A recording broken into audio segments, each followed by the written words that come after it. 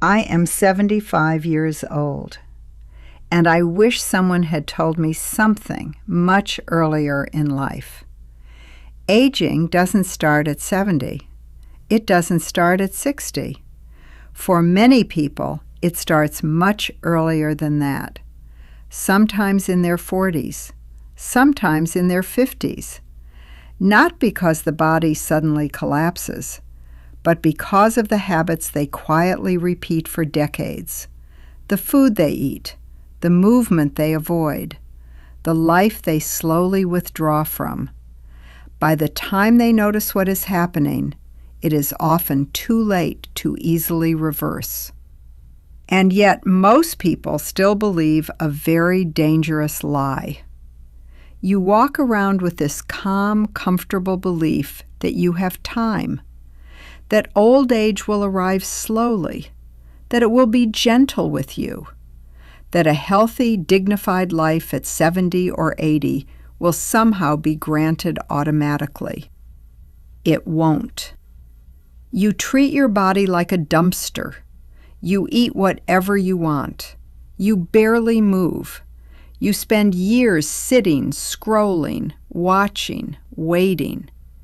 And you behave as if there is an endless supply of health sitting in the bank.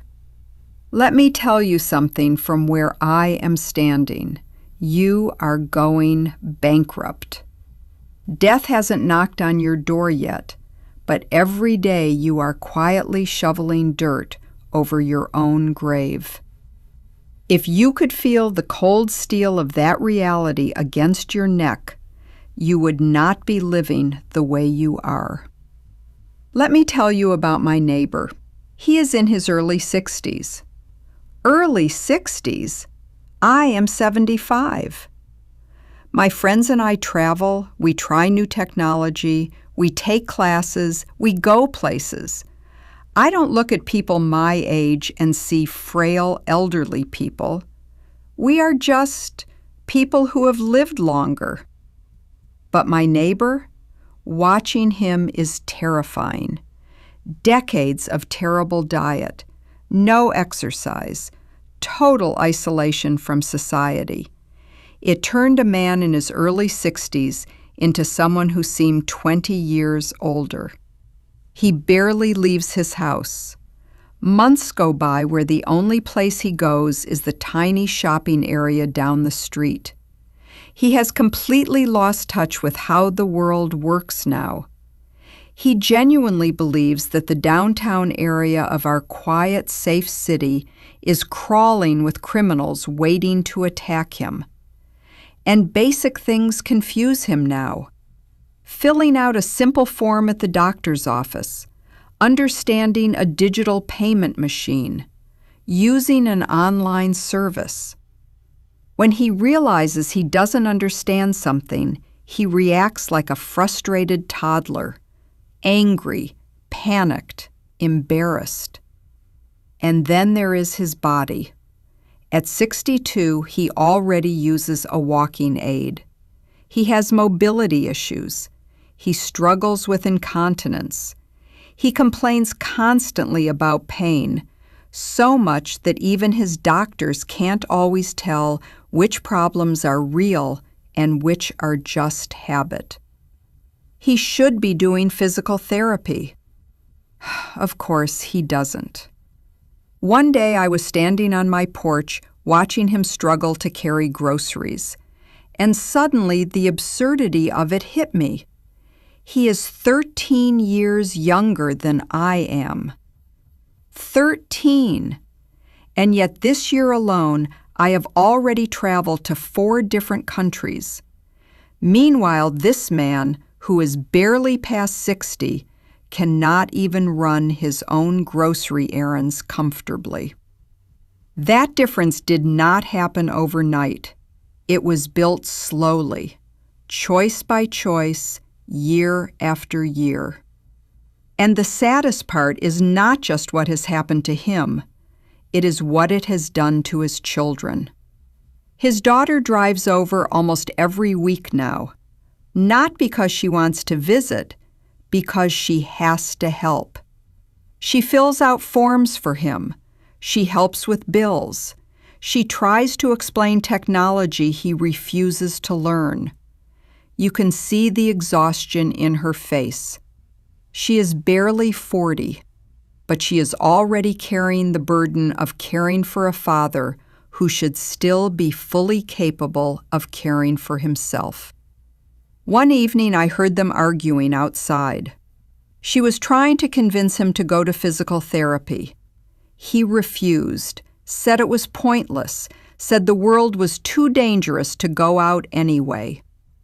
And she stood there in the driveway, holding the car door, looking like someone who had aged 10 years in 5 minutes. People rarely think about this part. When you neglect your health long enough, you don't just ruin your own old age. You quietly hand that burden to your children. And it is not just him. I once met a woman named Margaret. Margaret retired at 60. She had money. She had good health. She had a beautiful home. But she looked at retirement like a finish line. She told me one day, "I've worked hard my whole life. Now I just want to rest." So she sat down. She stopped walking. She stopped inviting friends over. She stopped learning new things. She let the television do the thinking for her. She removed all friction from her life. And here is something people never understand about comfort. Too much comfort slowly kills you. Within 5 years, Margaret's world had shrunk to the size of her living room. By 68, she had lost something far worse than her fitness. She lost her spark. Her grandchildren would come to visit. She couldn't get down on the floor to play with them. She couldn't follow conversations anymore. She had spent 40 years saving for a retirement she was now too weak to enjoy. Comfort became her coffin. Sometimes I see young people online complaining about their aging parents. They argue about politics, they post strange things, they behave irrationally. And everyone in the comments starts talking about personality theories and generational psychology. And I want to scream. Some of these people are not expressing controversial opinions. They have cognitive decline. Some of them are developing dementia. Decades of neglecting their bodies and minds is finally collecting its debt. If you abuse your brain for 60 years, it does not remain sharp forever. Growing old is guaranteed, but becoming helpless at 62, that part is often a choice. If you don't want your later years to look like this, listen carefully, because most people destroy their old age with just 3 habits. 3. Rule number 1, stop neglecting your body. Your muscles follow a simple rule: use them or lose them. Your balance, your joints, your strength. They disappear faster than you think. People think exercise is about looking good. At my age, it is about survival. Walking, climbing stairs, carrying groceries, getting out of a chair without help. These things sound small when you are young, but they are the difference between independence and dependence when you are older. Move your body every day, not once a week, every day, because the day you stop moving, aging speeds up.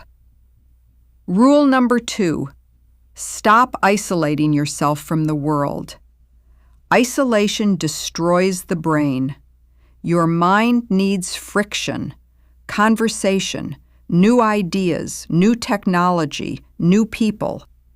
The moment you start saying things like, "I'm too old to learn that," or "I don't understand these new things," your world begins to shrink. And once your world shrinks, your mind follows. Stay curious, stay involved, stay connected. The brain ages fastest when it stops being challenged. Rule number 3, stop treating comfort like a reward. Comfort is addictive. The couch, the television, the routine that never changes. It feels harmless, but year after year it slowly steals your strength, your curiosity, and your independence. A meaningful life always has a little friction.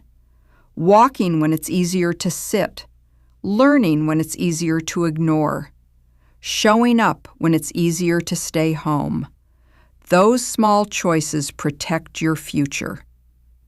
Yes, we are all going to die. That part is unavoidable. But becoming helpless long before your time, that part is not inevitable. You still have something incredibly valuable today: your health, your ability to choose differently. Tick, tock. Can you hear it? That is the sound of time moving forward, whether you use it wisely or not. I'm 75, and I am still living my life. Make sure you will be able to say the same thing when you get here.